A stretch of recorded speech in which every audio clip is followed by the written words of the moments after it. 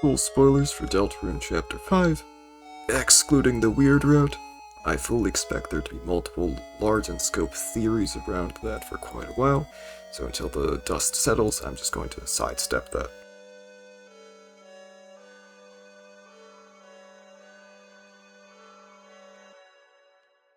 I really enjoyed this chapter. It's definitely up there in my personal rankings, though it's hard to make a definitive ranking when I enjoyed all of them so much, especially when I have heavy nostalgia for Chapter 1 from having played it at a release. In any case, before anything else, I'll get out of the way. How did my theory hold up?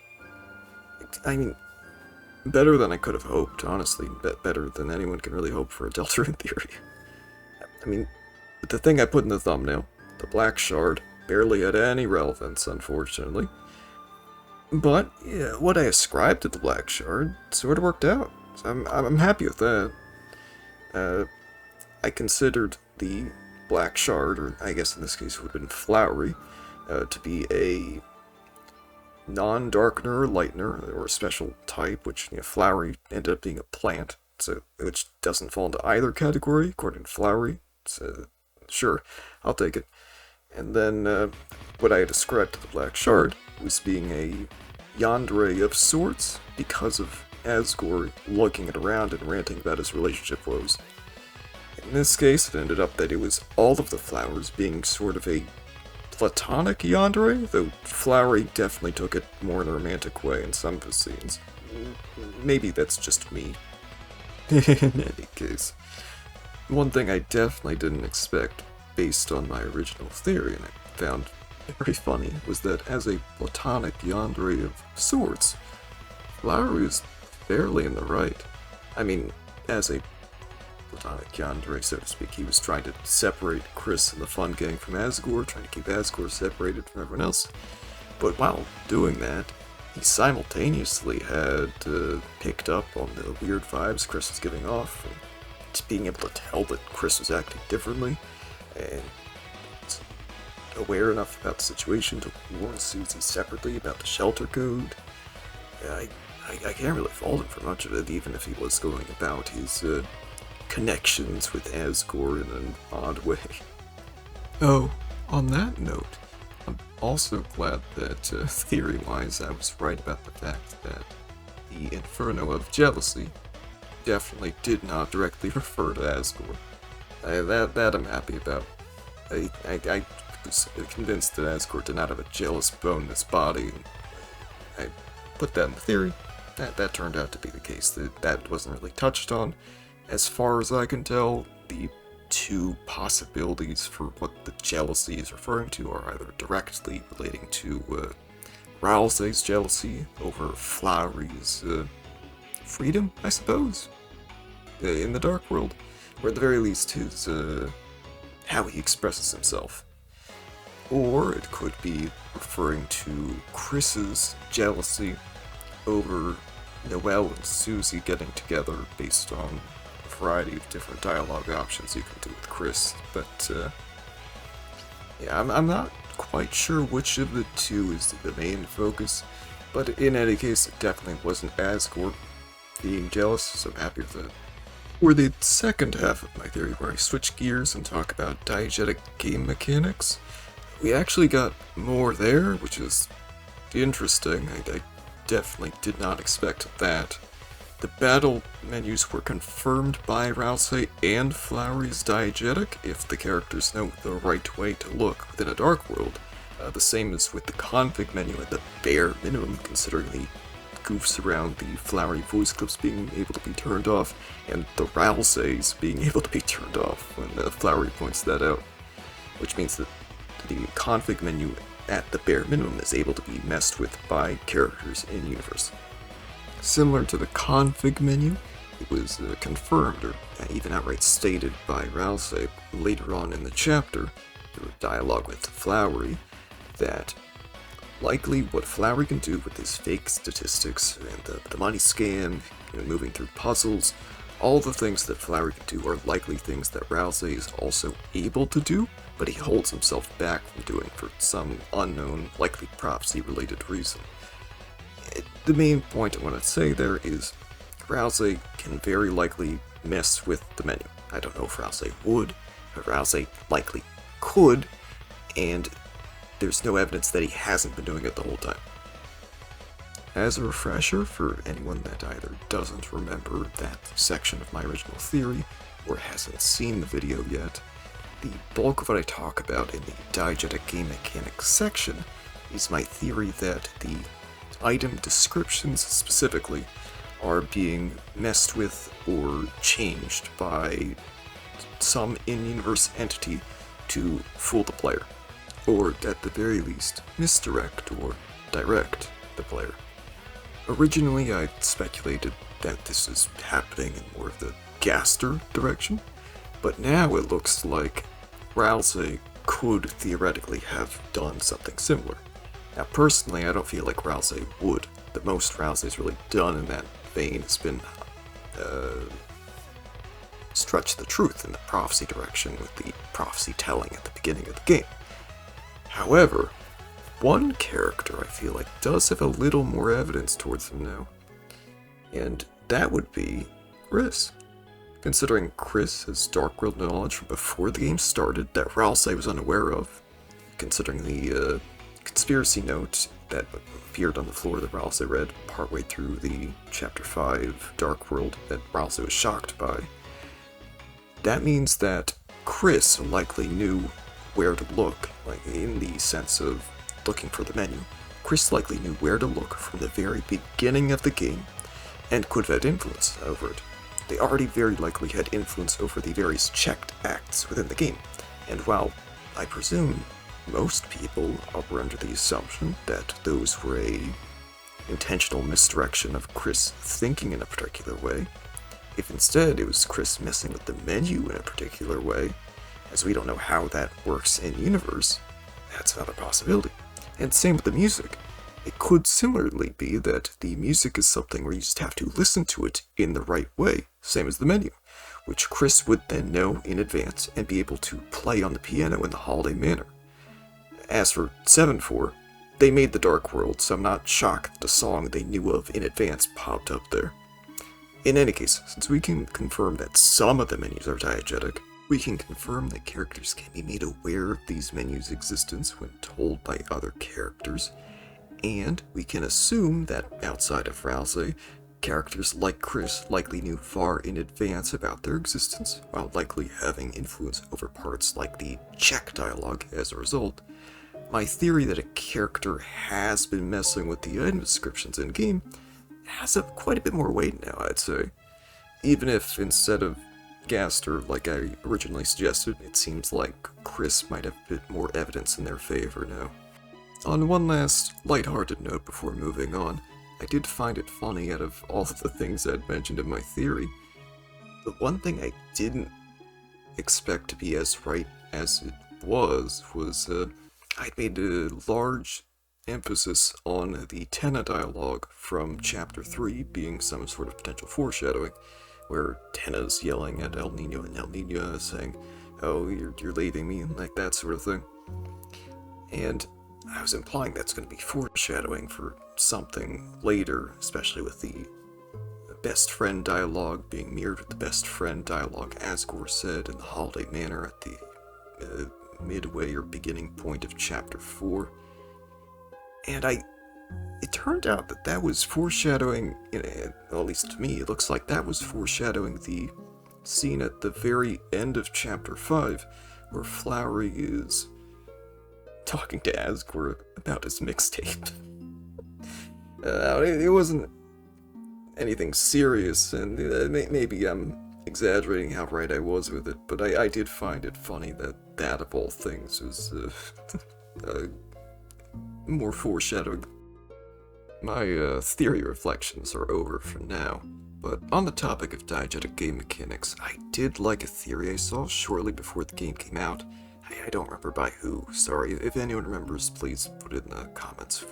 But they were talking about Rouse having a panic attack or mental breakdown when he eventually would presumably enter the light world, like during the roaring, and seeing the Undertale game mechanics exist there, with the light world being just another layer in the game and not real like he believes it to be, and considering that Ralsei knows where to look for the menus instead of it just being knowledge implanted in him by some higher power, I'd say this seems incredibly likely to happen, from my perspective at least, if the Undertale menus existing in the light world is also diegetic.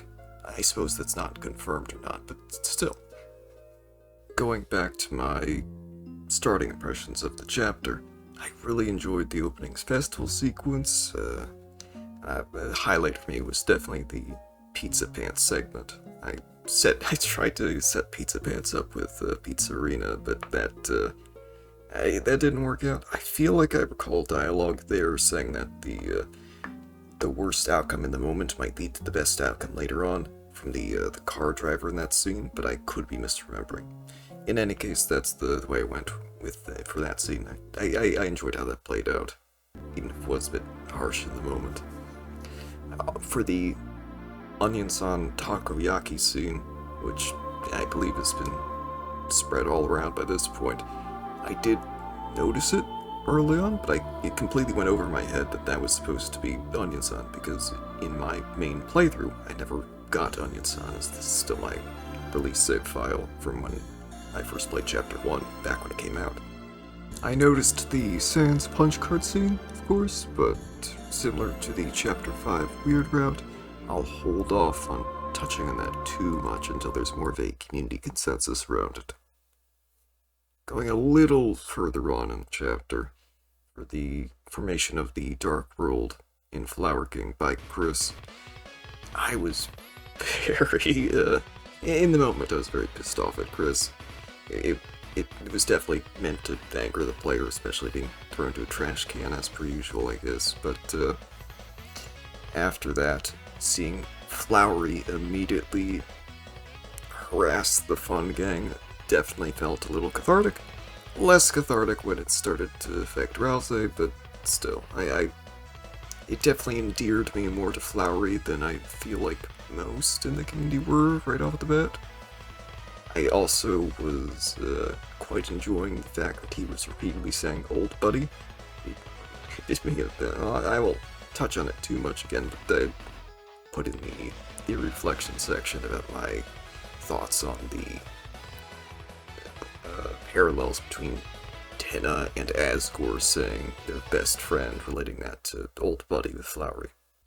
The same goes with when I noticed Flowery was indeed being a sort of platonic yandere, which would have been around the lake fishing scene. Though, around the middle of the Chapter 5 Dark World, after the diegetic game mechanic reveal, I was feeling a little more neutral towards him, but then by the end of the game, I was definitely a big Flowery fan again. I really enjoyed the flowers, their characters, the final scenes of the chapter, of course, despite them being on the sad side, the battles, the additional side-scroller mechanics, but outside of those, because those are all good, but I don't have much to say outside of enjoying them, without doing more digging into the game. The main thing I want to talk about is MewMew. On a very important note, technically this is the first time the Fun Gang has recruited a Lightner. This time the main villains, the flowers, were unrecruitable and gave items, while the secret boss didn't give an item and was recruitable. This could be a one-off situation, or it could be some sort of foreshadowing for future chapters, indicating that Lightners are going to start to be recruitable near the start of the Roaring. I suppose, presuming the game does include the Roaring, that the Darkners would all be turned to stone, so if Toby Fox wanted to keep the recruitment mechanic as still part of the game, recruiting Lightners to save them by bringing them back to a safe space like the Castle Town would be the way to go. Though this does bring up a funny idea that technically MewMew is a more senior member of the Fun Gang than Noelle. So that'll be funny, presuming Noelle does actually join in the next chapter instead of just having a large crash out at Susie and running away to make a dark fountain in the hospital or something. The topic of the roaring does also bring up the question of how turning to stone would affect someone like MewMew, as sort of a fusion between a darkener and a lightener. Would MewMew still turn to stone? Would they turn to stone a little slower? Would only the body turn to stone? Would that impact the possession of MewMew, or would a stone body still work fine for movement? I don't know the answer to any of these questions. I'm just bringing them up as it seems relevant. Same goes for the flowers.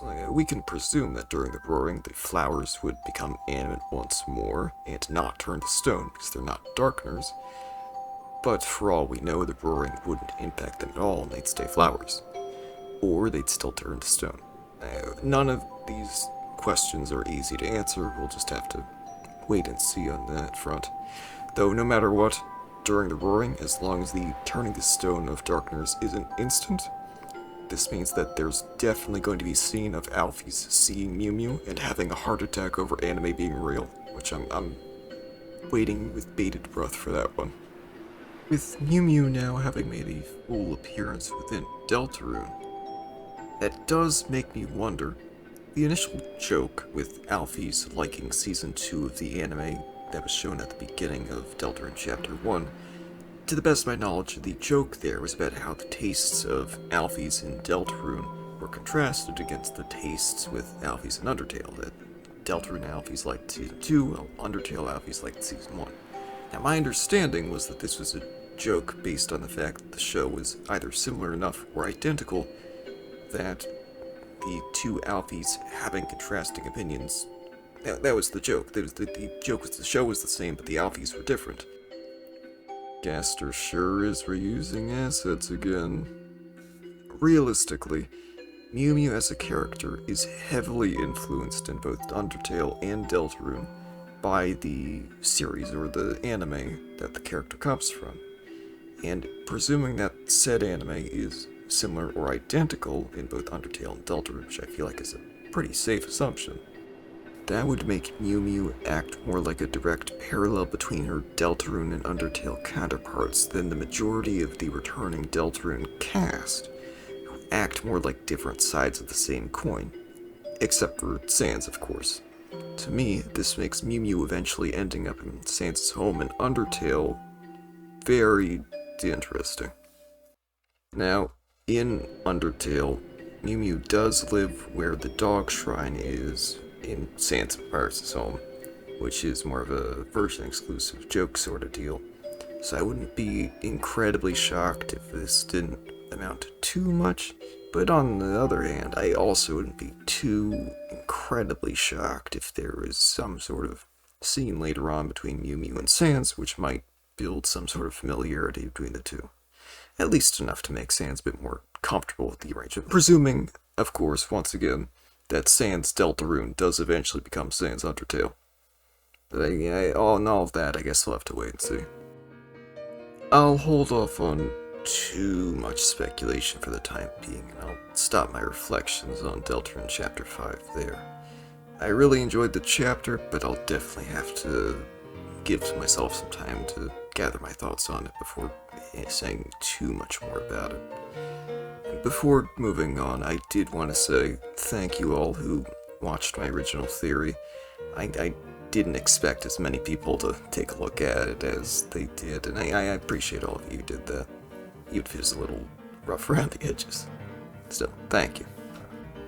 If you feel like I missed anything major that you wanted me to discuss or talk about, please let me know in the comments and I'll try my best to bring it up at some point in the future. Outside of my initial thoughts and impressions of the chapter here, I did originally intend to wait a little longer for the dust to settle over major opinions and stances of the chapter before delving too deeply into any particular topic, as I wouldn't want to make a theory video about something only for it to be interpreted a week later as, oh, actually, this is just a mistranslation, or this was a community-induced hallucination, or something along those lines, but Who knows? Silly mistakes like that might just be part of the fun, and I'm holding myself back a little too much on that. I'm not sure. In any case, hopefully you all have a great and wonderful day.